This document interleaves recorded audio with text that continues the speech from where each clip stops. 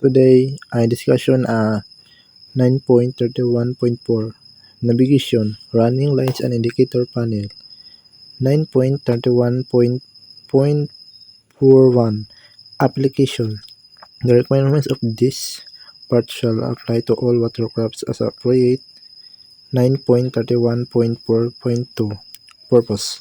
The purpose of this requirement is the prevention of the pollution by the use navigational lights. The requirements are accuracy estimating the aspect of the observed watercraft, transmissibility, and right chromaticity. For effective transmissibility and right chromaticity of navigation lights, and C. Safety for promotion of safety of the property. For example, application this applies to all watercraft as appropriate. If it floats and goes, it needs the right lights for condition. It operates in big, small, or power, or still day or night. Underway, uninsured, restricted in maneuver now. And accuracy, transmissibility with the right community safety. Let me translate. I need other skippers to know my boat aspect instantly, direction and motion right. Light is right, precise and the right angles read on port wind on skateboard. 9.31.3 Feeders or light in or control from the wheelhouse shall be supplied as separate feeder or feeders from the emergency board it provided, otherwise that shall be supplied from the main switchboard either directly or through sustainable resolution switchboard. The supply to navigation light indicator telltale panel shall be either a separate circuit from the emergency switchboard or through feed without switch or overcurrent protection from the feeder supplying the navigating bridge lighting panel. For the importance of this requirement, ensure continuous operation of the technical lights, wheelhouse lights, and all navigation lights must never fail, especially during emergencies, and separate feeders guarantee the lights stay on the main switchboard fails. To improve safe navigation light still panel help avoid collision and safe supplying them from emergency protected feeder ensure the remain reliable. For the 9.31.4.4 running lights masted, port, starboard, and stern lights shall be fitted with duplicate lamps or other dual light source and shall be controlled by an indicator panel. A fuse feeder disconnect with switch shall be provided on the indicator panel. The rating of the fuses shall be at least twice that of the largest branch and greater than the maximum panel load. For the example, a cargo vessel has duplicate masted for starboard and stern light. These lights are monitored and controlled through an indicator panel on the bridge. A fuse feeder disconnect switch rate and double the highest branch fuse protects the entire system, ensuring that if one lamp fails, the backup automatically turns on and the captain is alerted. And 9.31.4.5 General requirements. Angles of visibility and minimum heights navigation lights shall be so installed that the one angles of visibility and the minimum heights above the decks requires the rain will be assured. B. Clear from obscurity. The light from the navigation lights fixtures shall not be obscured by any part of the watercraft structure or ringing, like correct visibility and height. The light must be installed at the right angles of visibility and the minimum required height above the neck so that they can be clearly seen from the correct directions. C. Portable cable. Navigating light fixtures shall be wired by means of short length of heavy-duty portable cable to a water light receptacle outlet located adjacent treatment. The connection to branch circuit where the double lens two lamps type electric light fixtures is installed. Each lamp shall be connected to its branch of conductors by means of an individual double cable receptacle plug. So 9.31.4.6 light screen were required by the rules of the road. The port and starboard lights shall be painted with a glossy black paint shall project not less than 900 meter forward of the center of the light source. 9.31.47 Navigation light indicator tail panel. A running lights control self-propelled photographs of 1600 gross. To nudge and over shall be provided a navigation light indicator tail panel located in the wheelhouse to control the running lights. From my understanding, light screen port and starboard satellite must have glossy black screen projecting at least 900 mm forward, and the light source required by the rules of the road. Navigation light panel self-propelled photograph 1600 tonnage over must have navigation light indicator tilt panel waterhouse and running light control. B. Visible and audible indicator. The panel shall be provide visible and audible indication of the failure of any of the lights. Control thereof.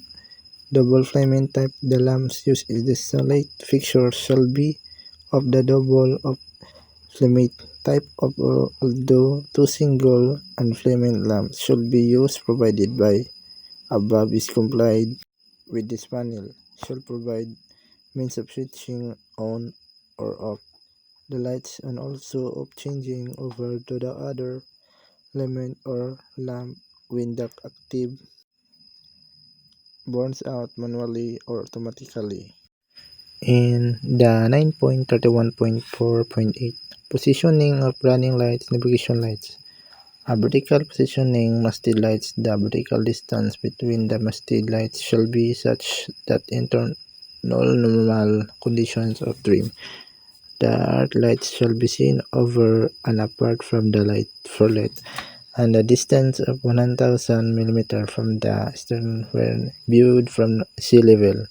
Positioning on side lights. The side lights shall be positioned at the height not greater than 0.75 of the height of the forelight above the hull.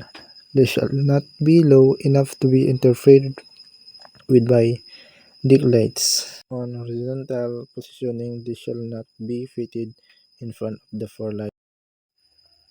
Horizontal separation of masthead lights. Horizontal separation of foremast and the mainmast. Light shall not be less than 0.5 of the lateral of the watercraft, and the forelight shall be not more than 0.25 the length of the watercraft from the stem. For the example, vessels towing a power-driven vessel that is towing another vessel will show masthead lights and the vertical line instead of the single light normally required for its size if the length of the tow from the stern of the towing vessel to the after of the tow needs exceeds 200 meters. The vessel must exhibit three masthead lights in vertical line. A yellow light towing is also carried in a vertical line above the stern light. Vessel pushing ahead or towing alongside. Vessel engaged in pushing ahead or towing alongside typically display two masthead lights in a vertical line. There are also display and two towing lights vertical line. 9.31.4.9 Vertical sectors. The vertical of running lights shall ensure that a minimum intensity. The horizontal sector running lights shall ensure that at least the minimum intensities are maintained over the arc of the horizontal. B. Consideration in the forward direction port and starboard lights. As fitted on the watercraft shall allow minimum prescribed intensities This must decrease to reach cut in between 1 degree to 3 degrees outside the prescribed sectors.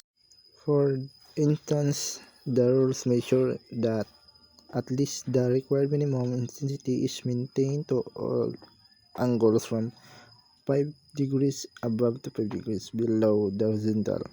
At least 60% of the required minimum intensity is maintained from 7.5 degrees above to 7.5 degrees below to horizontal.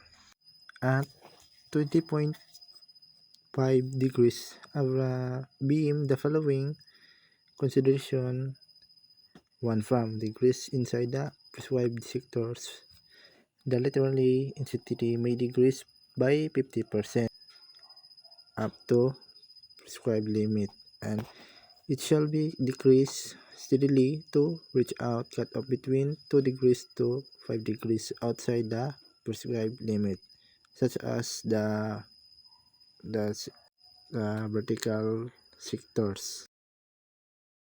For the 9.31.4.11 portable lights of the lantern type, in lieu of the electrically energized white fixtures during bad weather, or if there is no electric power or other reason, oil lamps of the lantern types of the equal efficiency as they electrically energized light fixture shall be submitted in position of more than 20.5 degrees above the beam on their respective side light screen. 9.31.412 Shapes of black object during daytime. Between sunrise and sunset, shapes of black object is used for substitute as described in the suggestion section. So why is portable light important? Portable light is important to reliable light when electricity is unavailable. Portable lanterns provide illumination during power outages, blackouts, or any remote or grid places. That makes them a key part of an emergency kit or household backup. 9.31.4.13 Machine light fixtures.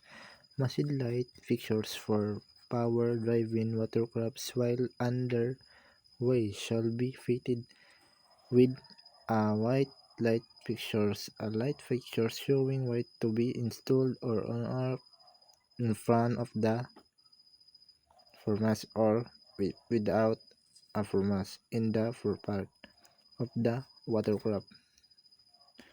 B. Second white light fixtures also showing white shall be installed in the either forward or above the white light referred to in A. Above for watercrafts of more than 45 meters in length. Two lights referred to in A. B. Above shall such construction and character. They shown unbroken light over of the horizon degrees so installed to show in the light. That is from right ahead to 20.5 degrees above the beam on either side to be visible at the distance of at least 9.3 km. They shall be installed in a line with an overlay kill such that one of the white light is at least 500 mm higher than the other at such position that the forward light is always lower than the other. And 3. Horizontal distance between the two white lights is the 3 times the vertical distance.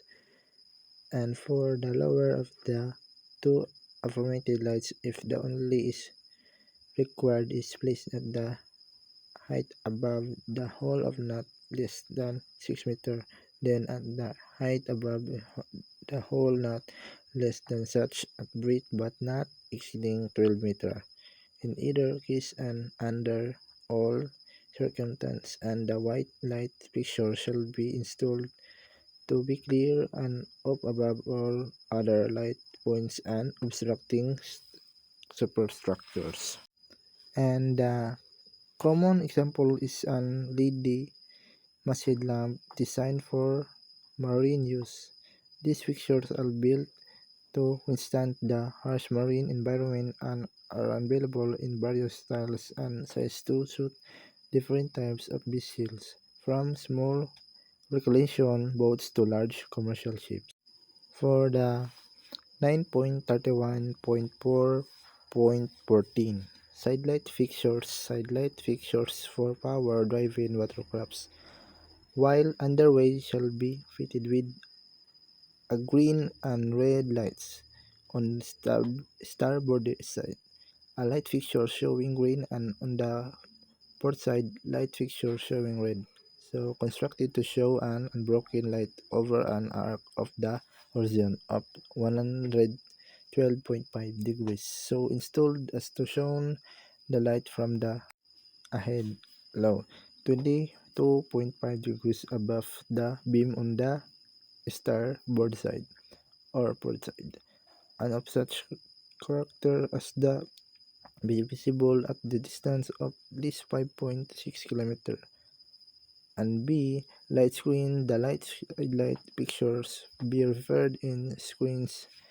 The above shall be fitted with light screens and as specified in section 9.31.4.6, so as to prevent said light from being seen across the bow of the watercraft.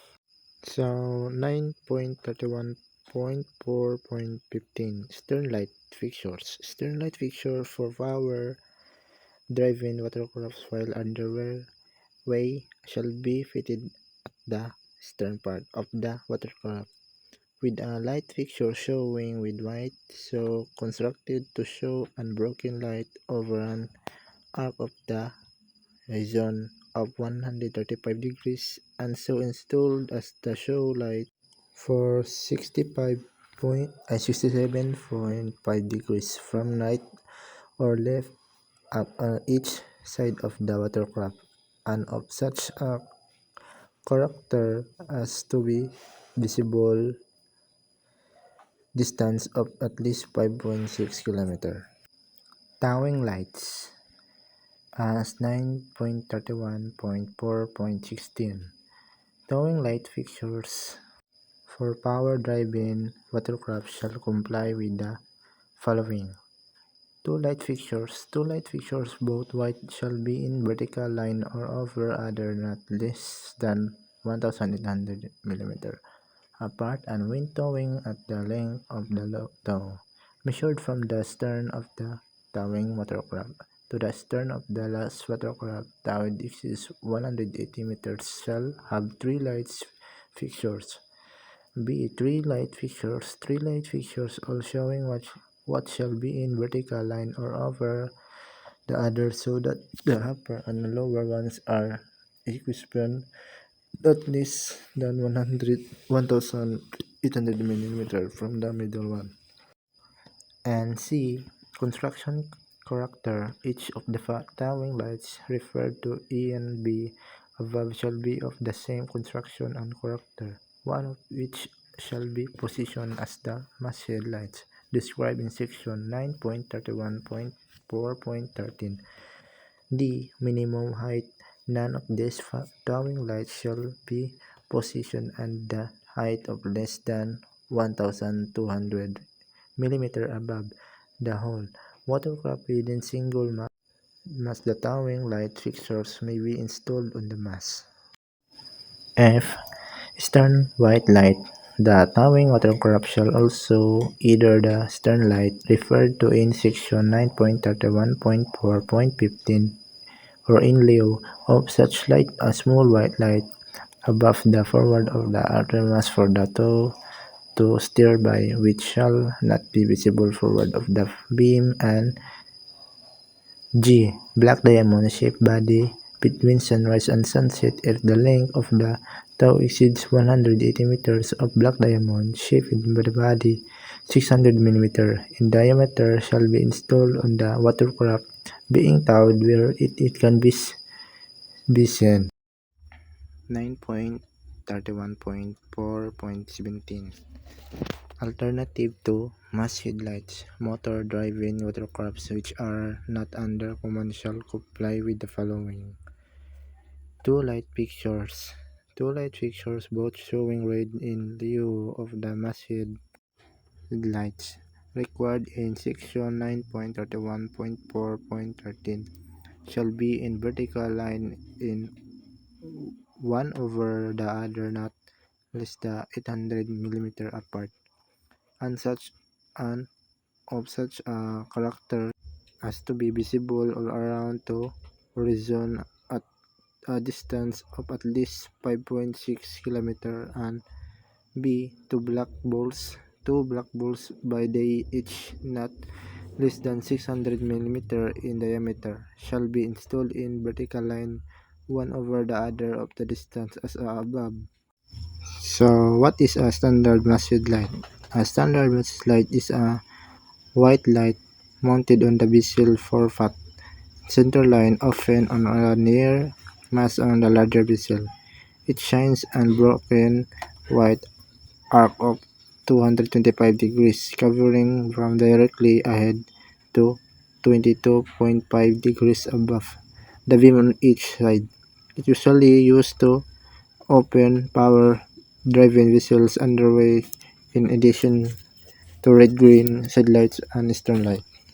And the 9.31.4.18 Sealing watercrafts. Sealing watercraft which are underway being towed shall comply with the following. A. Sidelight. The sidelight shall be fitted as required for power-driven watercrafts in section 9.31.4.14. B. Stern light. The stern light fixture shall be fitted as prescribed in section 9.31.4.15, provided that watercrafts towed except the last watercrafts up to a small light shall be fitted as prescribed in section 9.314.16. And C. Two light fixtures. Two light fixtures, the upper showing red and the lower showing green, shall be installed on top of the foremost in vertical line to be clear one over the other and sufficiently separated so as to be clearly distinguished. These shall be constructed as light fixtures prescribed in section 9.31.4.13 and shall be visible at a distance of at least 5.6 km. And D. Black diamond shaped body. Between sunrise and sunset, watercraft being towed in if the length of the tow exceeds 180 meters. Black diamond shaped body at least 600 mm in diameter shall be installed wherein cast-based seen. 9.31.4.19 Watercrafts being pushed ahead at the forwarded end on the starboard side of watercraft being pushed ahead a green light, and on the port side a red light shall be fitted and provided to any number of watercrafts pushed ahead, and a group shall be lighted as a for the watercraft. So sa 9.31.4.20 shall watercrafts less than 20 meters power driven, watercrafts of less than 20 meters in length shall comply with the following. A. White light fixtures. A light fixture showing white shall be installed on a forepart of the watercraft at height above the gunwale of not less than 2,700 mm and constructed as prescribed in section 9.31.4.13 to visible at distance of at least 5.56 km. B. Sidelight. The sidelight shall be fitted as prescribed in section 9.31.4.14 and to be visible at a distance of at least 5.6 km. C. Two lights. Two lights when towing another watercraft in addition to lights required in A and B above. The white and lights shall be installed in a vertical line one over the other not less than 1,200 mm apart. And D. Stern light. A stern light shall be fitted as prescribed in section 9.31.4.15 or in lieu of this light. A small white light be above the funnel or aftermast for the tow to steer by which shall not be visible light forward of the beam. And E. Green and red lights. When being pushed ahead, the light shall be installed as prescribed in section 9.31.4.19. 9.31.4.21. Small watercrafts less than 12 meters power-driven. Watercrafts of less than 12 meters in length shall comply with the following.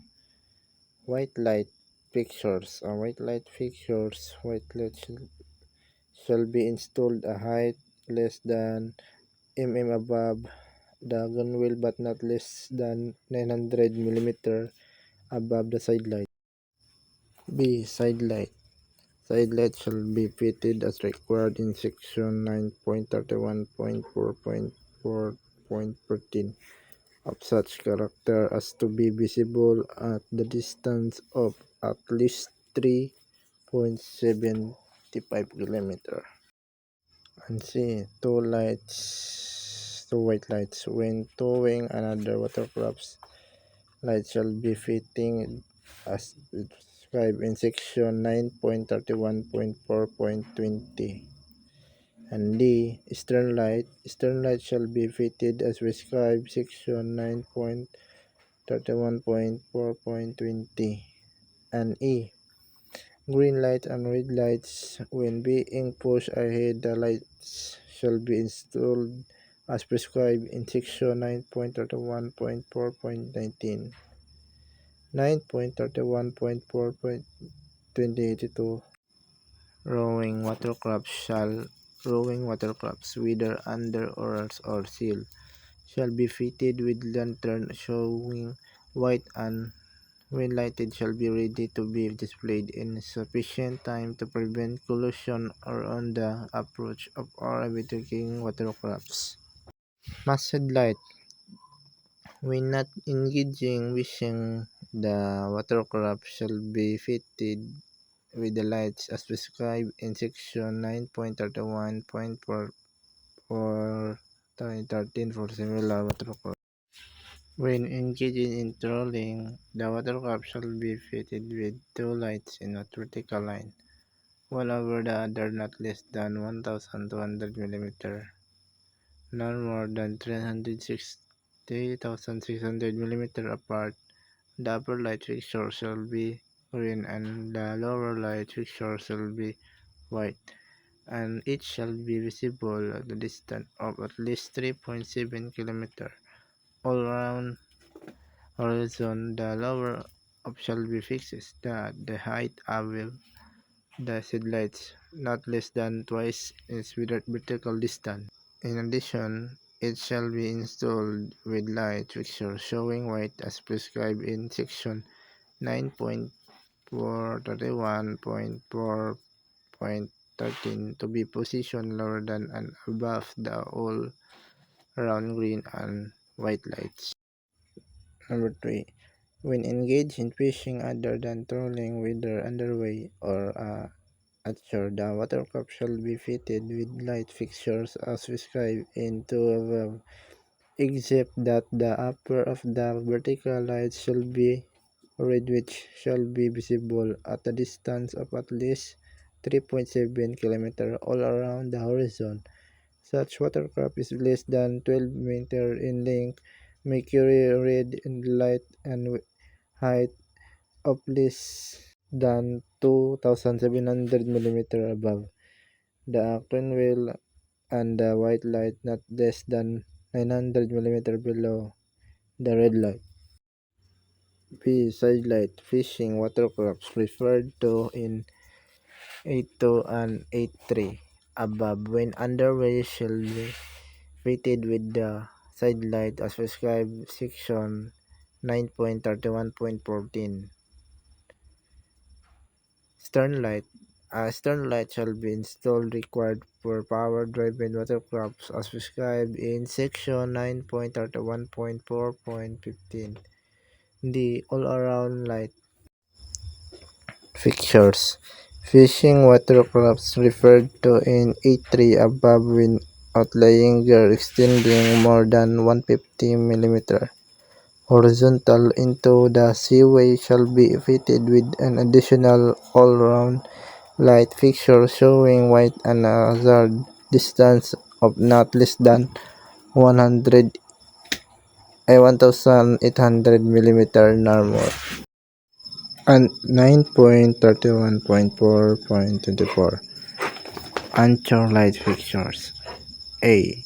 White light fixtures for watercraft of less than 45 mm in length, while at anchor shall be fitted in the teleport with the light fixture showing white visible all round the horizon distance of at least 3.7 km desired below may applicable but not compulsory. B. Two light fixtures. Watercrafts more than 45 mm in length, while at anchor shall be fitted with two light fixtures, both showing white visible at the distance of at least 5.6 km all around the horizon. One of the light fixtures shall be installed near the steam forward part of the watercraft and the other near the stern watercraft at height not be less than 4,500 mm lower than the forward light fixtures position. All-round light fixtures. Fishing watercraft referred to in A3 above with outlying gear extending more than 150 mm horizontally into seaway shall be fitted with an additionally all-round light fixtures showing white horizontal distance of not less than 1800 mm nor more than 6100 mm away from the vertical lights in the direction of the outlying gear, and place referred to in A3 above and not lower than the height not exceeding that of the white light fixtures positioning of the side light required in A2 above. 9.31.4.24 Anchor light. A white light fixtures for watercraft at less than 45 mm in length, while anchor should be fitted in the forefront with light fixtures showing white visible around the horizon of the distance of at least 3.7 km. If desired, below may be applicable but not compulsory. B. Two white light fixtures. Watercrafts or more than 45 meter in length, while an anchor shall be fitted with two light fixtures both showing white visibles at the distance of this 5.6 km all. C. One black ball. Between sunrise and sunset, every watercraft when at anchor, a layer of electrically energized and anchor lights shall be displayed in the forepart of the watercraft, where it can be seen one black ball not less than 600 millimeter in diameter. So we are the types of the styles of anchor lights. Hanging anchor lights. This often features of marine grade brass housing and thick lens to amplify light maintenance of lighthouse design. It can be used indoors in covered outdoor areas. So 9.31.4.25 Watercrafts that are ground Watercrafts that are ground shall comply with anchor light requirements as required in Section 9.31.4.24 and two red lights as required in Section 9.31.4.17. 9.31.4.26 Watercrafts on piloted duty. Power-driven watercrafts will engage on pilotage duty and underway shall be fitted with masthead light, a light fixture showing white at the masthead at the height of not less than 6,000 mm above the hole visible around the horizon at the distance of less 5.6 km of the height 2,400 mm below. It light picture showing red similar construction and character. If such watercraft is less than 20 meter long and white light shall be located at height of not less than 2,700 mm above the gunwale and the right light and the height 1,200 mm below and the white light. B. Side light. The side light is prescribed as in section 9.31.4.14 or 9.31.4.20 or 9.31.4.21 as appropriate. C. Stern light. The stern light is prescribed in section 9.31.4.15 and D. All-round light. Intermittent white light visible around the horizon intervals not exceeding 10 minutes. 9.31.4.27 Sailing pilot watercrafts on piloted duty. Sailing pilot watercrafts when engaged on piloted duty and underway shall comply with the following. A masthead light. A masthead light picture showing white shall be fitted at the masthead visible all around the horizon at a distance of at least 5.6 km. B. Side light. Side light shall be installed prescribed in section 9.31.418 or 9.31.420 as appropriate. The watercraft shall on the near approach of or other watercraft such light in ready use and shall snow them at short intervals or indicate the direction which she is heading, but the green light shall not be shown on the port side nor not read in the starboard side.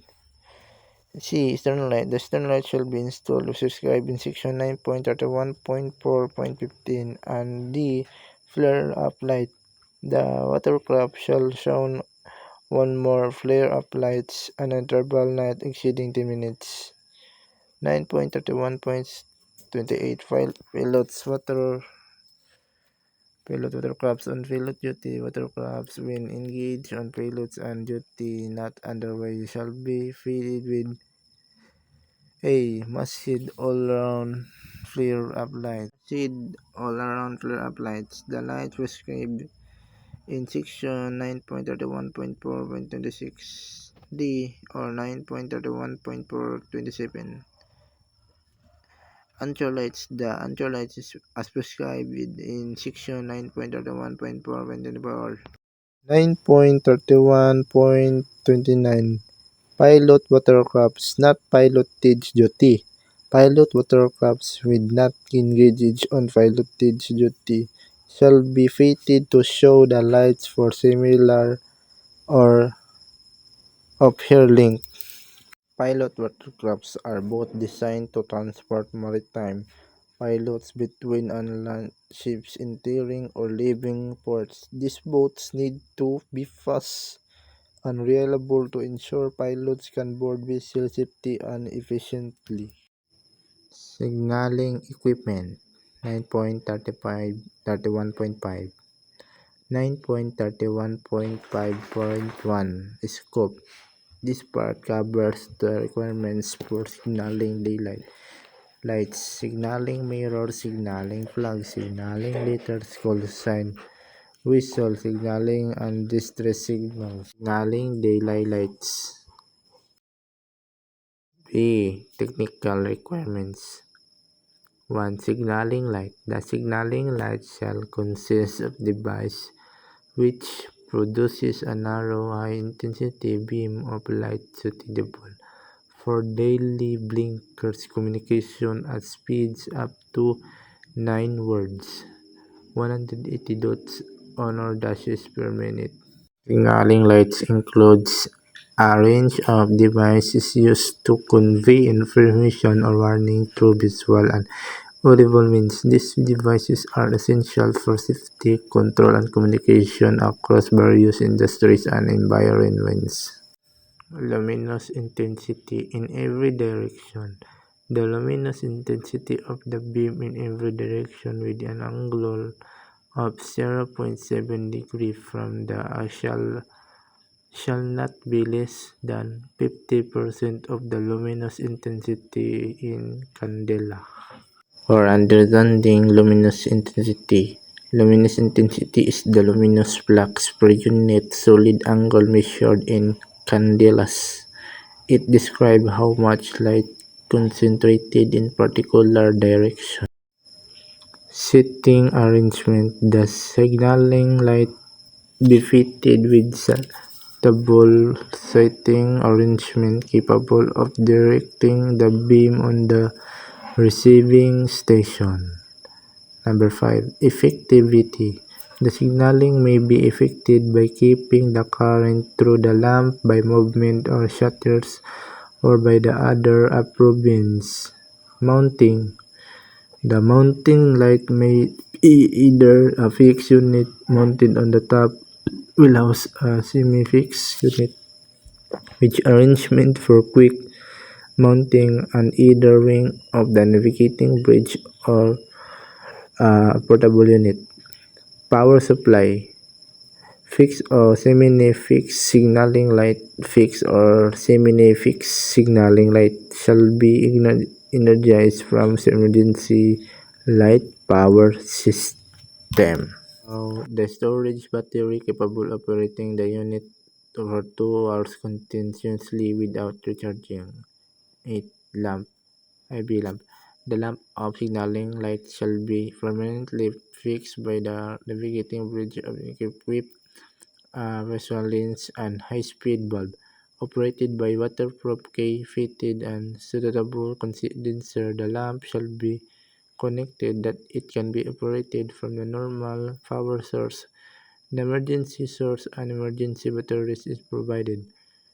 9.31.53 Signaling mirror. 9.31.54 Signaling plugs and numerals. 9.31.5.5 Signaling calls letters. Signaling calls letters is to be assigned by the National Telecommunication Commission together with the radio license or certificate to be issued. 9.31.5.6 Visual signal. 9.31.57 Distress signal. 9.31.6 Fire protection system. 9.31.6.1 General. A. The fire protection system shall consist of one combination of the following: 1. Automatic fire detecting system. 2. Smoke detecting system. And number 3. Fire alarm system. B. The following shall be provided with the fire protection: any watercraft engaged in international, short, international, and domestic or coastwise operation. Number 2. Any watercraft or more than 45 meters in length having sleeping accommodation for passengers. And 3. Any watercraft of 45 meters or less in length engaged in coastwise trade having sleeping accommodation for or more 50 passengers. 9.31.6.2 Autonomic fire detecting system. A. A type of fire detector. Automatic fire detecting system consists of fire and smoke detectors, power supply, control unit, and fire alarm signals. The fire detector shall be one of the following types of a combination thereof. 1. Electrically operated thermostats, thermostatic wire or other devices operated by heat, flame, and smoke. 2. Electrical system using pneumatic tube or hydraulic tube detectors operated by heat. B. Location. 1. A fire detecting an alarm system shall be capable of having alarm signals intensity shared at the following location: A. Public spaces. B. Stair rooms, offices, and crew cabin. C. Motion picture booths and film blockers. D. Room with highly flammable materials. E. Meal space. C. Moms. F. Storage and baggage room. G. Cargo spaces. H. Tanks and to cargo spaces. I. Spaces where motor vehicles are stored and coal bunkers. To manual and automatic system by combined. 9.31.6.3 Smoke detecting emanating from a fire zone or space will be monitored to smoke detection equipment located in the navigating bridge. Watercraft equipped in the smoke detecting system whose detecting cabinets are not located in the wheelhouse shall be provided with an efficient means of direct communication between the wheelhouse and the station where the detecting cabinets are located. So 9.31.7 Alarm equipment. 9.31.7.1 Scope. This part of covers alarm equipment for general alarm, fire alarm, and cold storage alarm system. General alarm system installation. A general alarm system which may include a fire alarm system shall be installed in managed watercraft. All managed watercraft over 100 gross tonnage, but to watercrafts over 100 gross tonnage, all watercrafts classified by a barge over 100 gross tonnage that are manned and certified for waterwise or international service, and watercrafts of 300 gross tonnage and over. All watercrafts classified are barges of 300 gross tonnage and over, sleeping accommodation for or more 6-person operation.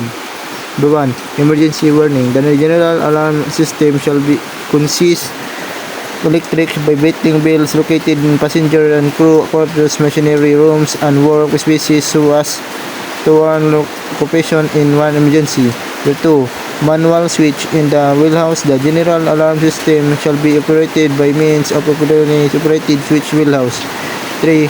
Manual switches that in the different location with carriage of flammable liquids or gases in general shall be controlled by means manually operated, which is in accessible location in the officer and engineer sleeping areas, engine room, wheelhouse, and amidships deckhouse, if any.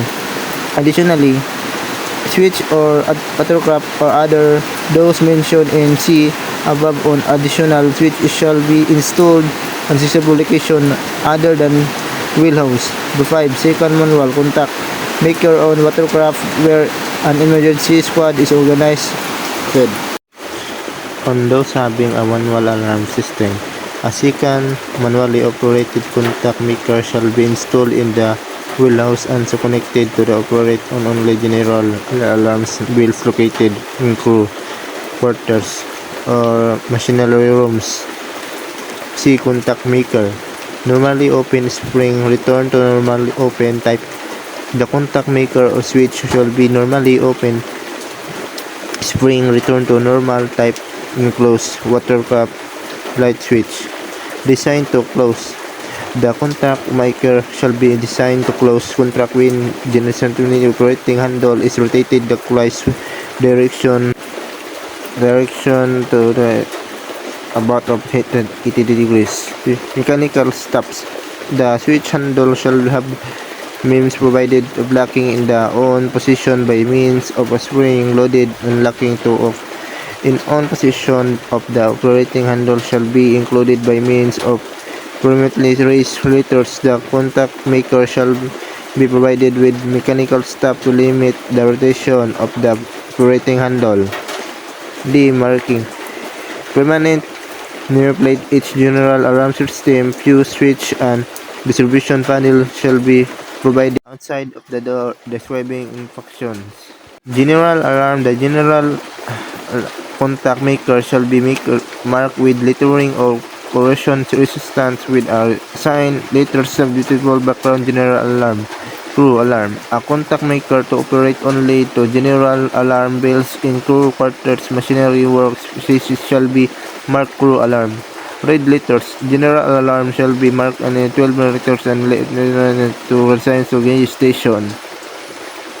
5. Dictionary. Each general alarm registration panel provided in the dictionary attached to the inside to cover the nature of each circuit, the area of supplied by circuit, and the rating of the fixtures.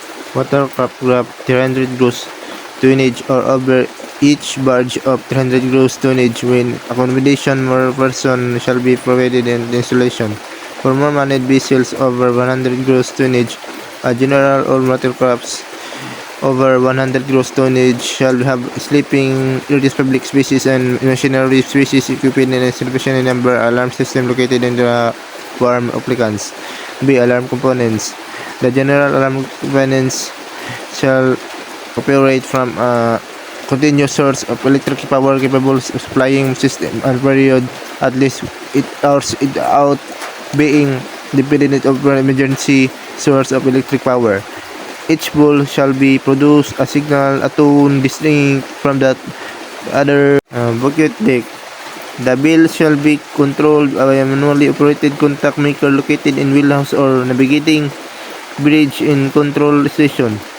One alarm system. Location in every watercraft over 100 gross tonnage shall be provided with it at least one manually operable fire alarm box have finished for each detection zone except by inaccessible voyage and in such place and stairway including considered some way and public places to be readily accessible passengers and crew members.